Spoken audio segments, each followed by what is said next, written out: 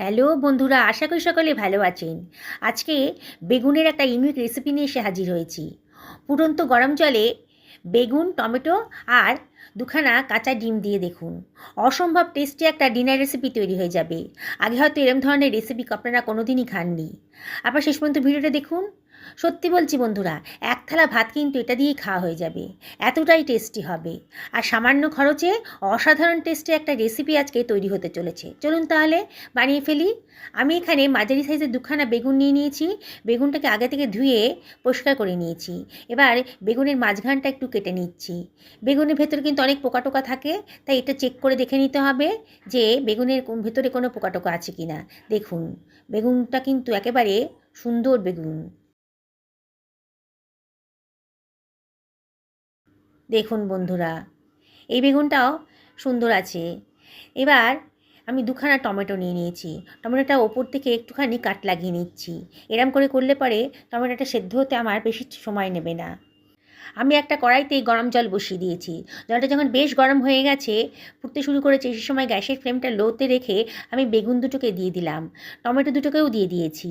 আর দিয়ে দিচ্ছি দুখানা কাঁচা ডিম। বুঝতেই পারছেন আমি সেদ্ধ করে নেব এগুলো। অসম্ভব টেস্টি একটা রেসিপি আজকে তৈরি হয়ে যাবে। আমি এখানে হাফ টু চামচ মতো লবণ দিয়ে দিলাম। এবার দিয়ে দিচ্ছি হাফ টু চামচ মতো সাদা তেল। এই তেলটা দেওয়ার ফলে কিন্তু ডিমের খোলাটা সেদ্ধ হওয়ার পর খুব সুন্দর করে ছাড়ানো যাবে। আমি মিনিট 10 এটাকে মিডিয়াম টু হাই ফ্লেমে সেদ্ধ করে নিয়েছি। দেখুন টমেটোটা কিন্তু একেবারে সেদ্ধ হয়ে গেছে। এবার আমি একটা চিমটার সাহায্যে তুলে রাখছি। বেগুনটাকেও তুলে নেব। দেখুন বেগুনের কালারটা চেঞ্জ হয়ে গেছে, আর দেখেই মনে হচ্ছে একেবারে নরম হয়ে গেছে। এবার এটাকেও আমি বেগুনটাকে জল থেকে অন্য একটা পাত্রের ভেতর তুলে রাখছি।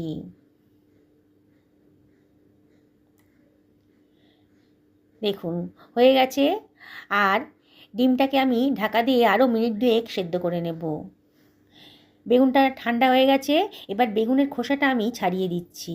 দেখুন কত সুন্দর করে বেগুনের খোসাটা ছাড়ানো হয়ে যাচ্ছে। বন্ধুরা, রেসিপিটি যদি ভালো লাগে তাহলে লাইক করবেন, শেয়ার করবেন, আর অবশ্যই কমেন্ট করে জানাবেন আমার রান্নার রেসিপিগুলো আপনাদের কীরকম লাগছে। আপনাদের সুন্দর সুন্দর কমেন্ট পেলে পরে আর লাইক পেলে পরে আমার কিন্তু ভিডিও করার উৎসাহ অনেক গুণ বেড়ে যায়। বোটার দিকের অংশটা একটু শক্ত ছিল, এটা কেটে বাদ দিয়ে দিলাম। দেখুন বেগুনটা কিন্তু একেবারে সেদ্ধ হয়ে গেছে, নরম হয়ে গেছে। এবার ছুরি দিয়ে আমি এটাকে কেটে নিচ্ছি। এটা বানাতে 12 থেকে 15 মিনিট টাইম লাগবে, কিন্তু আপনি অবাক হয়ে যাবেন যে তা অল্প সময়ের ভেতর দারুণ স্বাদের একটা রেসিপি তৈরি হয়ে গেল সামান্য খরচে। তাকে খাওয়াবেন না, সেই কিন্তু জিজ্ঞেস করবে কীভাবে বানিয়েছেন রেসিপিটা। এক থালা ভাত কিন্তু এটা দিয়েই খাওয়া হয়ে যাবে। টমেটোর খোসাগুলো আমি ছাড়িয়ে ফেলে দিচ্ছি। একেবারে নরম হয়ে গেছে টমেটোটাকে এবার ছুরি দিয়ে কেটে নিচ্ছি। এবার সরিয়ে রাখলাম। আর ডিমের খোলাটা আমি আগে থেকে ছাড়িয়ে নিয়েছি। এবার ডিমগুলোকে একটু কুচি কুচি করে কেটে নিচ্ছি। সমস্ত ডিমটাকে আমার কাটা হয়ে গেল। এবারে এটাকে সরিয়ে রাখছি। আমি এখানে দুখানা মাঝারি সাইজের পেঁয়াজ নিয়ে নিয়েছি। পেঁয়াজের খোসাটা ছাড়িয়ে নেব। এবার পেঁয়াজটাকেও আমি কুচি কুচি করে কেটে নেব। আমি দুখানা পেঁয়াজ দিয়েছি এখানে, তবে আপনারা যদি মনে হয় যে একটু পেঁয়াজ দেবেন তাহলে দিতে পারেন, খেতে কিন্তু ভালোই লাগবে। পেঁয়াজটা কাটা হয়ে গেছে। এবার আমি নিয়ে নিয়েছি একটা মূলো, সাদা মূলো। মূলো খেতে আমি ভীষণ পছন্দ করি। কাঁচা মূলো এইভাবে যদি খান না, দারুণ টেস্ট আসবে এই রান্নার মধ্যে যদি কাঁচা মূলোটা দেন।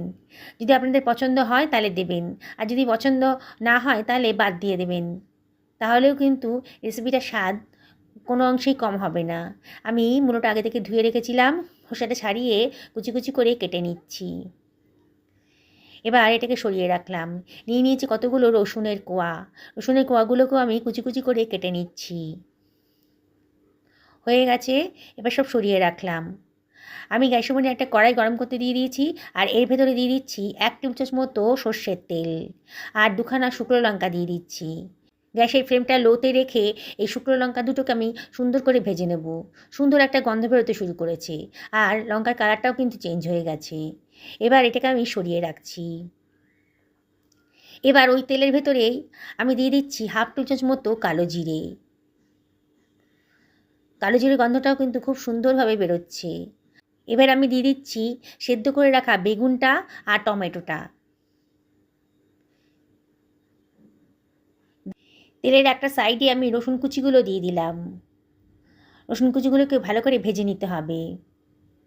অনবরত কিন্তু নাড়তে হবে, আর গ্যাসের ফ্লেমটা এই সময় মিডিয়াম টু হাইতে রেখেছি। দেখুন রসুনের কালারটা কিন্তু চেঞ্জ হয়ে গেছে, সুন্দর একটা গন্ধ বেরোতেও শুরু করে দিয়েছে। এইবার সেদ্ধ করে রাখা টমেটো আর বেগুনের সাথে সমস্ত মশলাগুলো ভালো করে মিশিয়ে নিচ্ছি। অনবরত কিন্তু নাড়তে হবে। আমি এর ভেতর দিয়ে দিচ্ছি হাফ টি চামচ মতো লবণ। এবারে সব কিছু ভালো করে মিশিয়ে নিতে হবে। তার আগে 1/4 টেবিল চামচ মতো হলুদের গুঁড়ো দিয়ে দিলাম জাস্ট কালারের জন্যে। দিয়ে সব কিছু ভালো করে মিশিয়ে নিচ্ছি। বন্ধুরা ভালো করে কিন্তু নাড়তে হবে, নাহলে কিন্তু কড়াইয়ের তলায় গোড়া ধরে যেতে পারে, তখন খেতে ভালো লাগবে না। দেখুন আমি কীভাবে অনবরত নাড়ছি। যেসব বন্ধুরা আমার রেসিপিগুলো দেখছেন অথচ এখনও আমাকে সাবস্ক্রাইব করেননি, তাদেরকে আমি রিকোয়েস্ট করব আমার চ্যানেলটা সাবস্ক্রাইব করার জন্যে। দেখুন মিনিট 2 ভালো করে ভাজা হয়ে গেছে। এবার আমি অন্য একটা পাত্রের ভেতরে ট্রান্সফার করে দিয়েছি, একটু ঠান্ডা করে নিচ্ছি। এর ভেতর দিয়ে দিচ্ছি কেটে রাখা পেঁয়াজ কুচিটা, আর দিয়ে দিচ্ছি কুচনো মূলোটা। আগেই বলেছি বন্ধুরা, মূলোটা যদি অপছন্দ হয় তাহলে বাদ দেবেন। কতগুলো কড়াইশুঁটিও দিয়ে দিলাম, দারুণ সুন্দর টেস্ট আসবে। কেটে রাখা কতগুলো লঙ্কা কুচিও এর ভেতর দিয়ে দিচ্ছি, আর দিয়ে দিচ্ছি বেশ খানিকটা ধনেপাতা। অসম্ভব টেস্টি হবে, একদিন অবশ্যই আপনারা এটা বানাবেন। এবার সব কিছু খুব ভালো করে মিশিয়ে নিচ্ছি। বন্ধুরা যারা ফেসবুক থেকে দেখছেন তাদেরকে আমি রিকোয়েস্ট করবো আমার পেজটা ফলো করার জন্যে। ডিমের সাথেও সব কিছু ভালো করে মিশিয়ে নিচ্ছি। খুব ভালো করে মাখতে হবে, যত ভালো করে মাখবেন ততই কিন্তু রান্নার টেস্টটা ভালো আসবে। দেখুন বন্ধুরা খুব ভালো করে আমি এটা মেখে নিলাম। দেখছেন তো বন্ধুরা কত সোজা রেসিপিটা, একবার যে দেখবে না তারই কিন্তু এটা বানিয়ে খেতে ইচ্ছে করবে। অসম্ভব টেস্টি। এখানে হাফ টি চামচ মতো চাট মশলা দিয়ে দিলাম চটপটা স্বাদ আনার জন্যে, আর দিয়ে দিচ্ছি 1 টেবিল চামচ মতো সর্ষের তেল। এবারে এর ভেতরে আমি দিয়ে দিচ্ছি একটা লেবুর অর্ধেক অংশের রস। অসম্ভব টেস্টি হবে। দিয়ে আবারও সব কিছু খুব ভালো করে মাখিয়ে নিচ্ছি। 1 থালা ভাত কিন্তু এটা দিয়ে খাওয়া হয়ে যাবে, এতটাই টেস্টি রেসিপিটা। আর রুটির সাথে খেতেও কিন্তু মন্দ লাগে না, আমি নিজে খেয়েই বলছি। একদিন এভাবে বানিয়ে খান, দেখছেন তো কত কম খরচে অসম্ভব টেস্টি একটা রেসিপি তৈরি হয়ে গেল। যেদিন এটা বানাবেন না বন্ধুরা, আর অন্য কোনো পদের দরকারই হবে না, এতটাই টেস্টি হয়েছে। বাড়ির বড় থেকে ছোট সবাই কিন্তু দারুণ মজা করে খাবে, এতটাই টেস্টি। দেখুন আমি একটা প্লেটের মধ্যে এটাকে সার্ভ করে দিয়েছি, দেখতে কত সুন্দর লাগছে। আর কাঁচা লঙ্কা দিয়ে দিলাম দেখতে ভালো লাগার জন্যে, আর শুকনো লঙ্কাটা দিয়ে দিচ্ছি, ভাজা শুকনো লঙ্কাটা। ভাতের সাথে এটা মেখে খাবেন, অসম্ভব টেস্টি। আবারও রিকোয়েস্ট করব একদিন বানিয়ে পরিবারের সকলকে খাওয়ান, নিজেও খান, হেলদি খান, ভালো থাকুন, সুস্থ থাকুন। এই কামনা করে ভিডিওটা এখানে শেষ করলাম। নমস্কার।